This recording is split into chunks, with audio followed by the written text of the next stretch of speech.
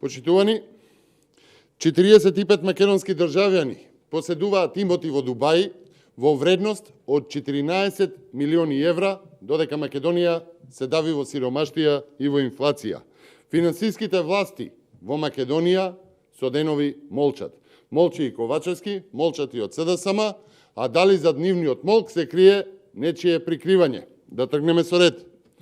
Во извештаите кои што ги објавија норвешките истражувачки новинари, а со помош на Центарот за напредни одбранбени студии со седиште во Вашингтон, се откри голем број на олигарси, политичари и мафијаши ширум светот, кои што за солниште за своите матно стекнати пари нашле во оваа земја со заедничко законодавство кон сите кои што ќе инвестираат и ќе однесат нивни пари таму.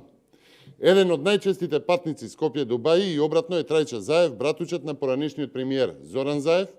Тој беше во овој град и кога неговиот шофер беше фатен во шверцот со кокаин кај Прилеп, каде што остана во Дубај и повеќе од еден месец бегајќи од новинарите. Почитувани, дали презимето Заев е едно од собствениците на имоти во Дубај, колку пари чини тој имот и како е стекнат? Зоран Заев како поранешен премиер, но и СДСМ, кои што се негови пиуни, треба да кажат дали Трајче Заев или некој од семејството Заеви поседува имот во Дубај и за која цел? Дали Заеви, но и дали актуелни политичари од СДСМ покрај имот во Дубај се собственици на фирми во безцарински и нискоданочни зони? Доколку да, дали тие сметки се користени за вадење пари од тендери и од шемите низ Македонија?